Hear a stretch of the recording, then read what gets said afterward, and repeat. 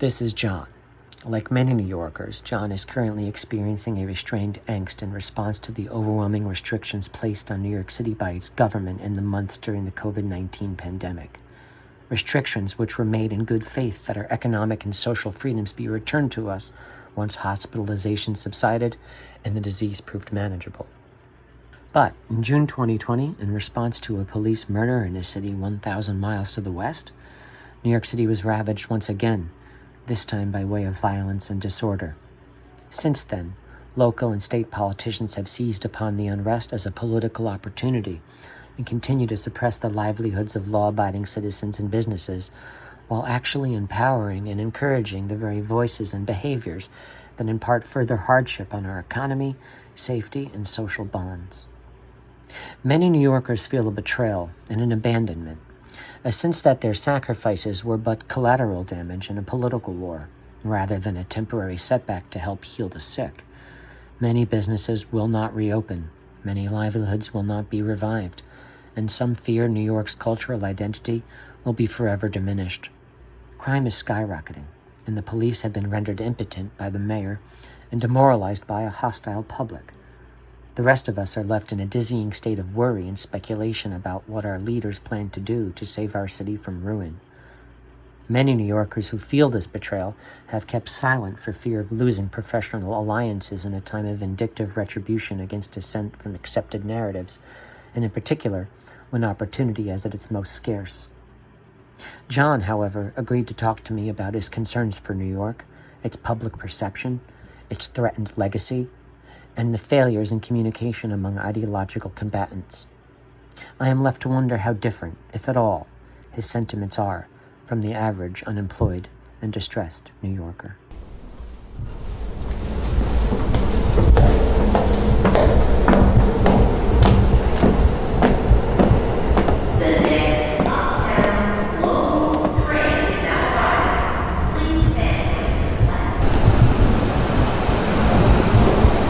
God bless you.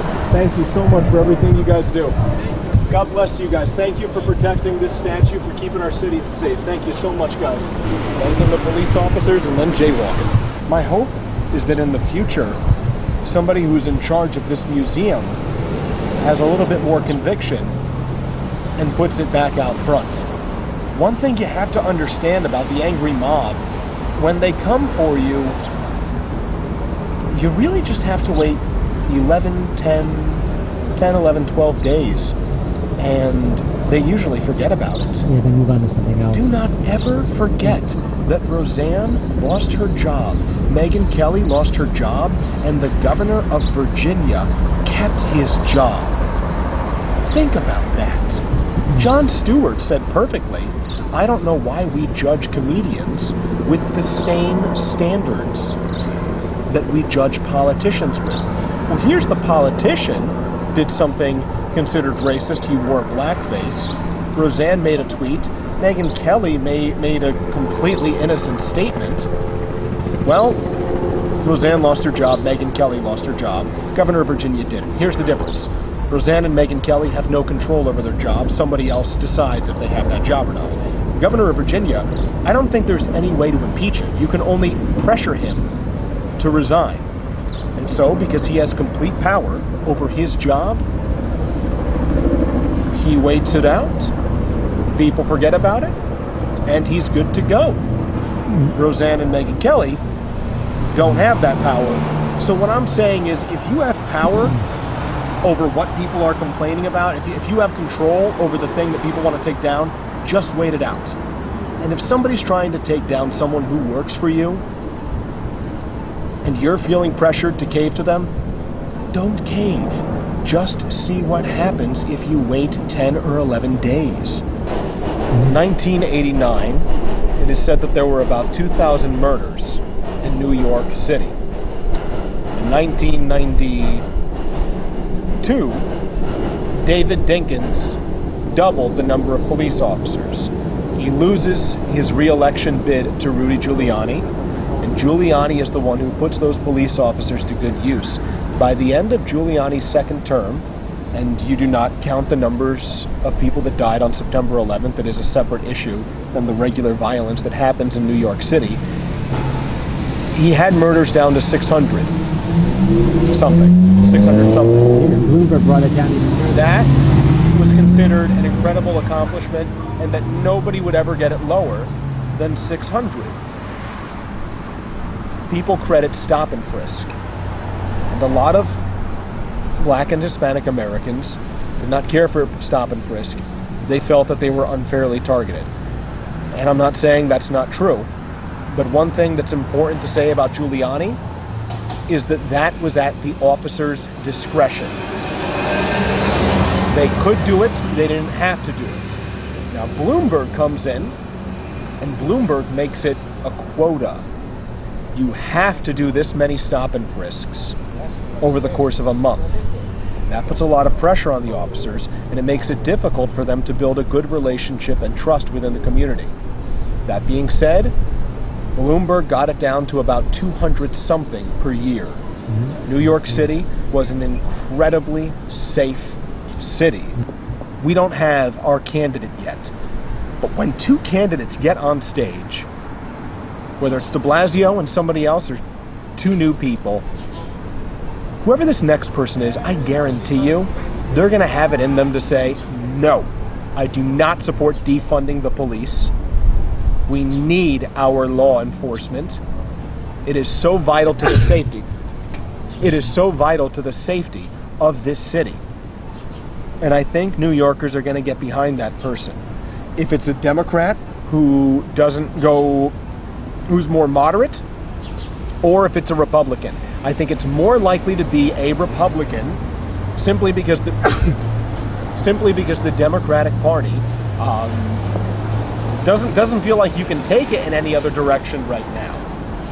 I think there is a silent majority throughout this country. There is a silent majority throughout New York City as well. You can have 20,000 people show up to cheer on the taking down of this statue, and you still have 8 million New Yorkers who didn't show up to cheer it on coming down, who don't share the values of that enormous looking crowd that you see. Gun sales are surging right now. People are very ready and willing to defend themselves.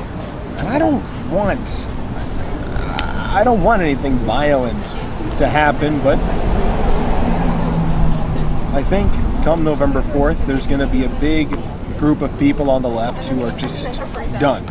It's like, oh God, I've gone to all these protests, I did everything, I was part of the resistance, and the man still won. I also think there's a good chance that Donald Trump is going to get an extremely high share of the Black American vote, and I think that's going to be a wake-up call and an embarrassment to many people on the left, that you can call a man racist for 5 years, and he gets the highest percentage of the black vote for any Republican probably since Nixon. Richard Nixon got 32% of the Black American vote running against John F. Kennedy. I did everything to fit in to this industry.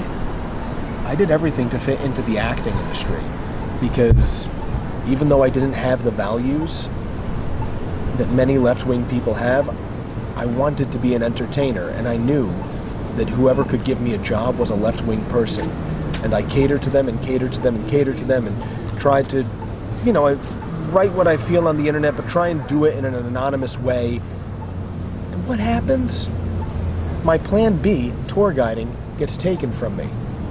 My chances of getting on a stage, doing stand-up comedy, doing improv, doing a Broadway show, gets taken away from me anyway.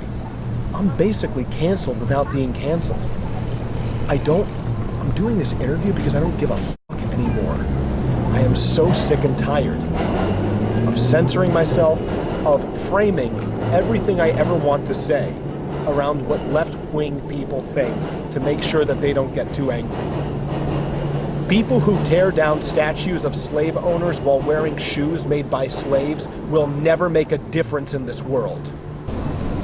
If I can speak up under my circumstances, seriously, I am in the cradle of leftism. And I already tried to fit in. And I don't fit in. And I'm going to find my own way to make it. What about to the people that say, then you should leave?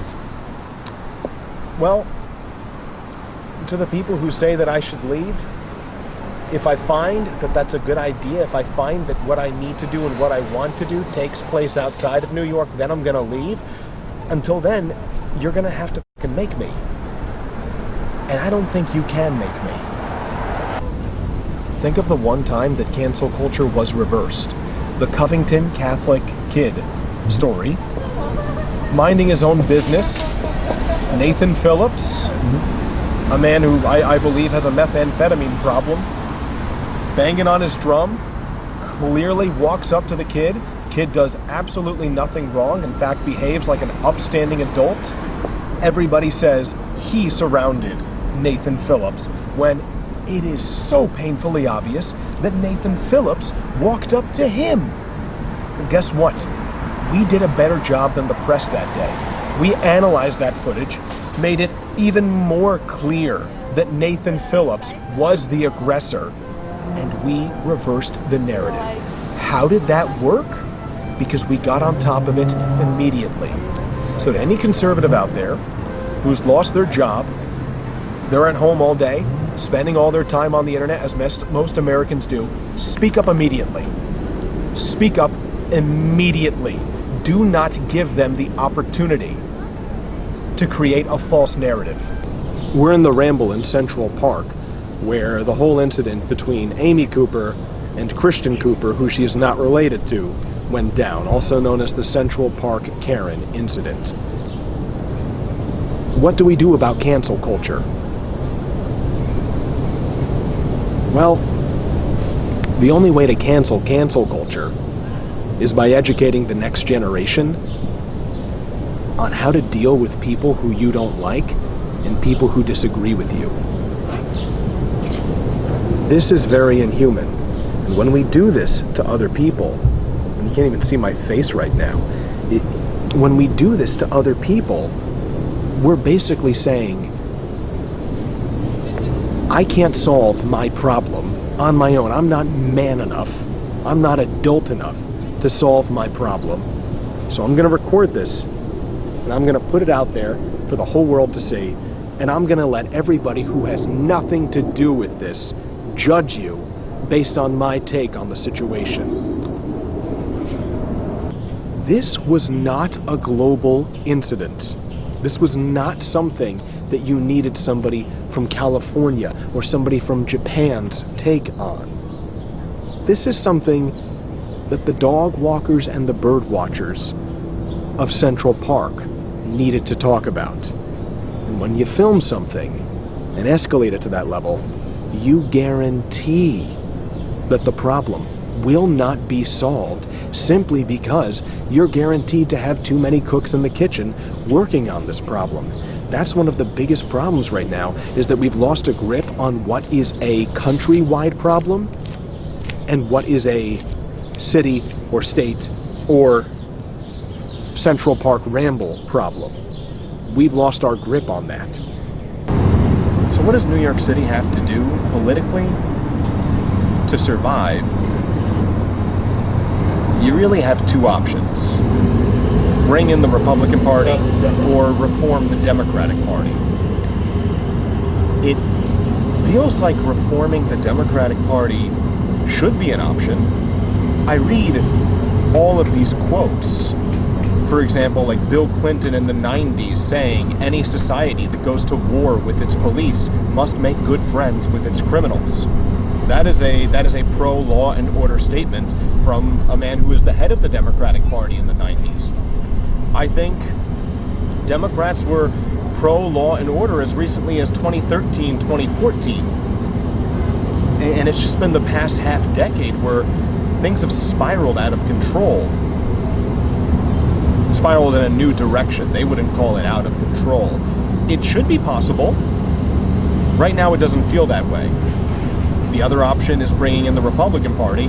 Well, I don't see many people in the Republican Party making a big fight for law and order. I think, if anything, they're caving into the Democratic Party. Many Republicans right now, to me, feel like Democrats in slow motion.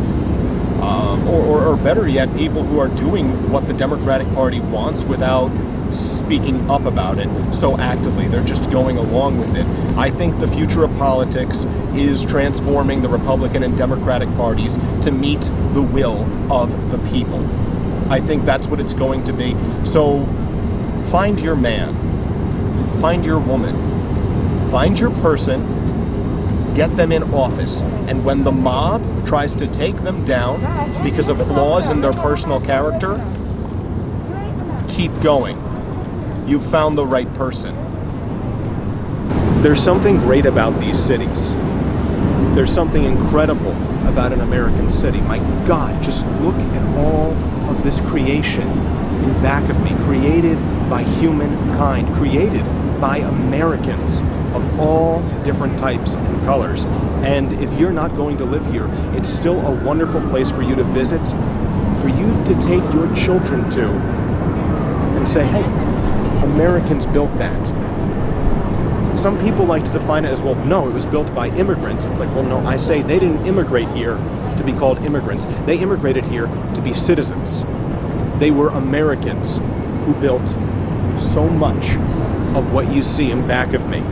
This is American greatness, and it's for you as well. My fellow American, if you don't live in one of these great cities, you want this to be something that you can come to, even if you don't live here. Something that conservatives have done over the past 3 years, 5 years, they have grown addicted to watching videos of left-wing people failing. Look at this purple-haired feminist screaming at the top of her lungs on a college campus, and how she's completely irrational. Ha ha ha, I'm sitting in my home, this is happening on a college campus, and I'm mocking her from the safety of my own home. It's a lot of fun. I am guilty of that. I am still guilty of that. I will be guilty of that in the future. This is a bigger scale than all of that. This is American greatness. So put aside that desire for another leftist fail video. Recognize there's something here for you too, even if you don't live here. It's worth saving.